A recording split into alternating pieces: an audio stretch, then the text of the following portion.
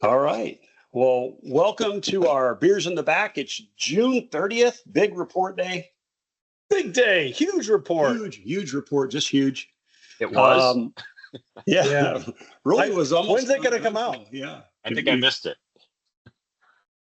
Yeah, I typically have got one eye on what the markets are doing and one eye on the USDA email. And I kept looking at the market prices and nothing was moving. And look at my email and look at the market prices and didn't really do much to markets. That's kind of unusual for this report.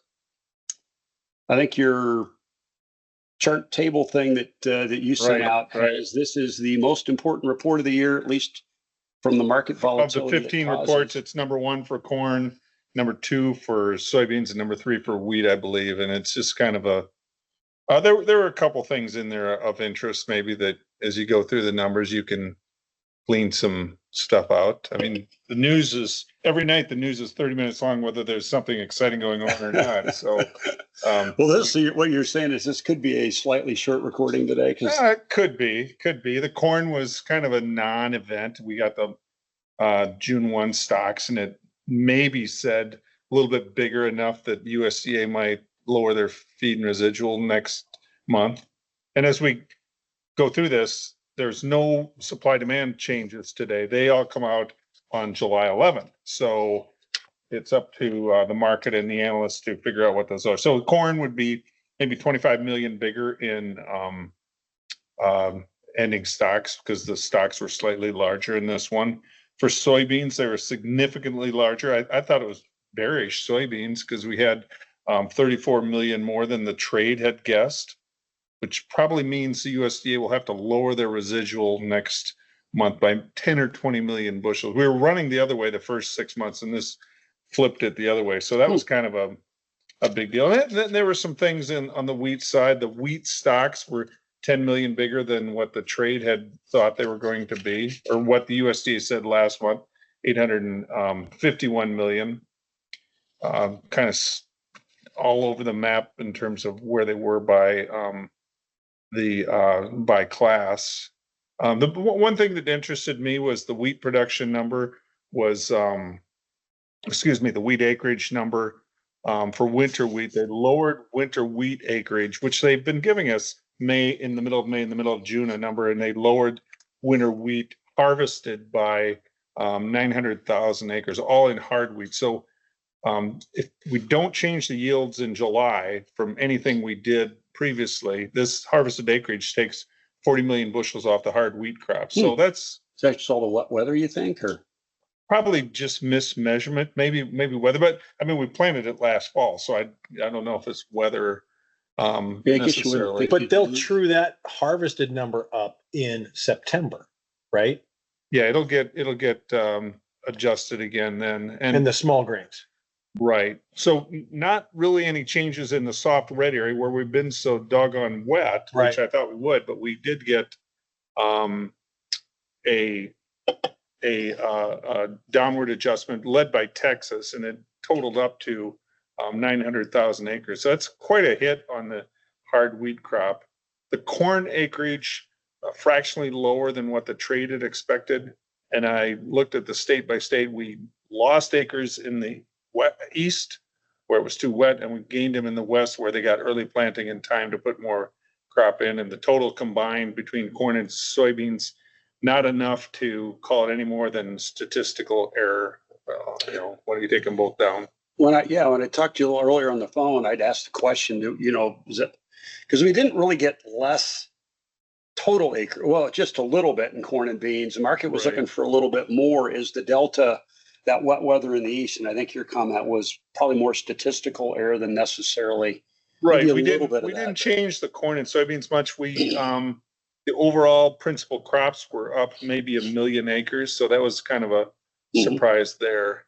I mean, I could talk about soybeans being a little bit bearish because we had more stocks, and the wheat crop being a little bit friendly because of the smaller harvested acreage, but it wasn't the kind of stop the presses. Here we are. We got to move the markets dramatically from this. So now we can dismiss this and go see if it's going to keep raining twice a day in eastern Nebraska for the rest of the summer. Yeah, I guess that's probably the most important takeaway from this report is this now allows us to just watch the weather maps. We got the two most important reports of the year coming at us, or we got the two most important months of the crop year coming at us, typically July for corn and August for beans.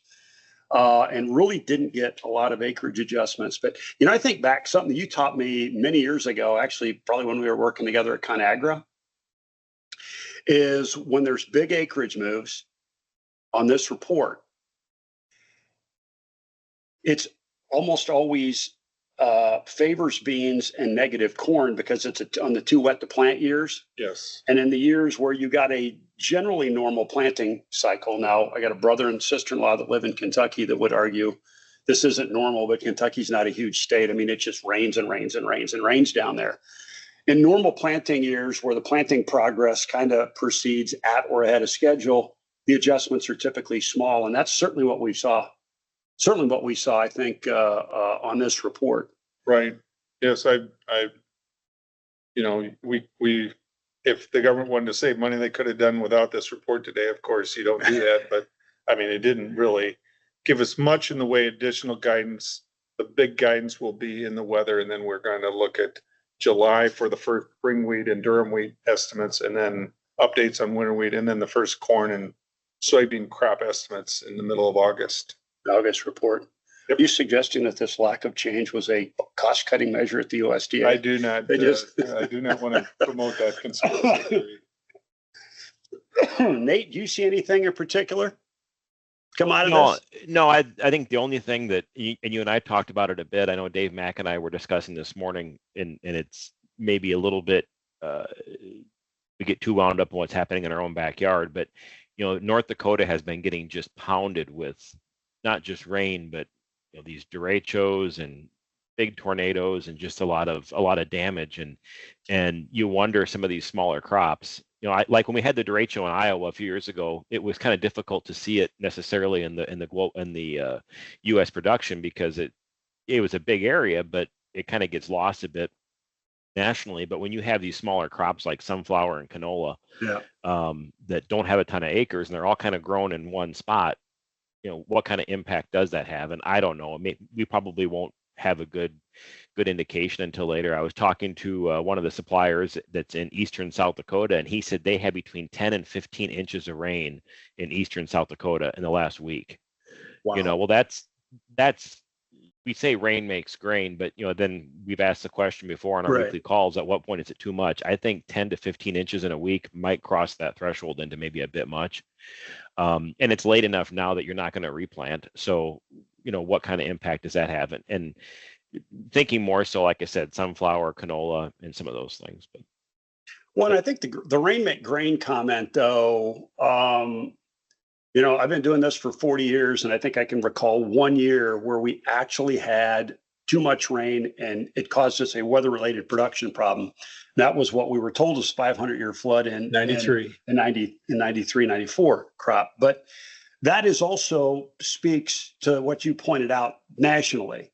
When you get a crop like sunflowers that's planted right here, and that area gets all that rain, that would be something I think to keep an eye on. Unrelated, I guess, a little bit to the report, but I think you had a question this morning from a customer about, are we set up for a big rally? Yeah, certainly not from this report. I think one of the things that has kind of concerned me, I wouldn't say concerned is the right word, but I've been watching very closely is you got the spec right now is record short wheat. Well, it was record short. It's still very short. Record short wheat, and has got a very large short position in corn. That's always, I think, something to just have in the back of your mind, because we just talked about we're kind of going into it, not the home stretch, but we're going into the meat of the growing season. These are the middle innings, I guess, that are very, very important. And it wouldn't be the first time that Mother Nature has thrown us a curve. I mean, you don't know what the weather's going to be. So far, so good, I would say, is the way to put it. But one of the other things that I was looking at in one of the write-ups here today, and this just kind of, I think sometimes we get so caught up in the detail. We get so caught up trying to explain, a couple 100,000 acres here and a couple thousand acres there and 10 or 15 million bushels of extra beans or fewer beans in the stocks numbers. But the reality is, when you look at the total planted area in the US and you look at the hurricane map, and it's actually on the USDA website, the thing at the top of the list with the biggest jump in acres is, and this is by percentage, sunflower with just shy of a 40% increase in planted area. However, that only adjusts us back to about where we were a couple years ago, 2 or 3 years ago, on sunflower acres. In the bigger crops, I think at the end of the day here, we're looking at about a 5%, a little over 5% increase in corn planted area, and a little over 4% decline in soybean planted area. Winter wheat acres are pretty flat, down a couple tenths of a percent is all it looked like. So I think the bigger shifts. Spring wheat was down 5. Spring maybe? wheat, other spring down 5.5. Yeah. So I think that's kind of sets the table, I guess, for going into the meat of the growing season here. So anything else we would need to cover on today's report? I can't think of anything else. No, I think we hit it pretty concisely. Looking at your write-up, looked like maybe found a few beans in the stocks report, a few less acres, and what you'd likely lose at trend yield. Looks like at the end of next year, we'd probably end up with about the same amount of beans as we thought. A few more this year, maybe a few more, a little bit lower production. But you've also taught me very well over the years, when you start arguing about a little bit of acres here and a little bit of acres there, you've always said, Mother Nature is going to determine the size of the crop, and arguing about a little bit of this or a little bit of that don't matter. Right. The whole range of the acreage guesses for corn was equal to being plus or minus 3 bushels per acre on the crop. And we can't call that today. We could be 5 from trend. We could be up 5 or down 10 from here. We don't know what the weather's going to hold for us. We talk with conviction about all these numbers, and Mother Nature laughs at us. Yeah, absolutely. Absolutely. So right. if you are a food company or a commodity buyer, and you just got past what we have said is one of the most important reports of the year, and now you're looking out at the rest of the summer, what is your next hurdle that we have to overcome, aside from, like, obviously rain during July and August for corn and beans, but what is the next report that they need to look at, or what's the next kind of data point coming at us? To me, it's for wheat, it's the next production number, because we can still get pretty sizable adjustments in the winter wheat and certainly spring wheat. We just don't know, and we're kind of living hand to mouth in Canada on precip.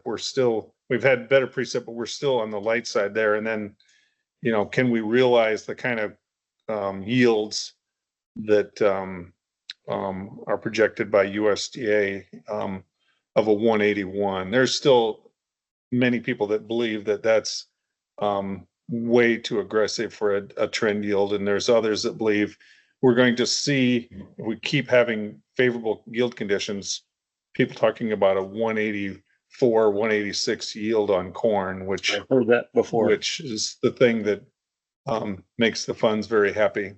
Yeah.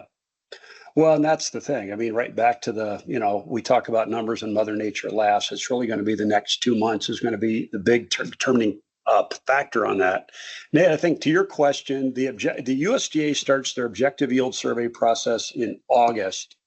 They're not doing boots on the ground anymore. The first boots on the ground yield estimates is the September WASDE. Is that correct? Yes, and they'll have people out in the fields in late August for that. In late August for that. Okay. The August WASDE is objective yield survey, no field surveys though. So what is it? Satellite data, Ouija board?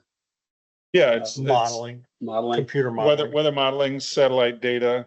And the times I've spoke to them, they feel fairly confident those are reasonable proxies for getting a good yield. And so I think it probably doesn't hurt us as much as traditionalists would think it does. Okay. All right. Well, hopefully that was helpful for you. Thanks for tuning in today. And as always, be careful out there.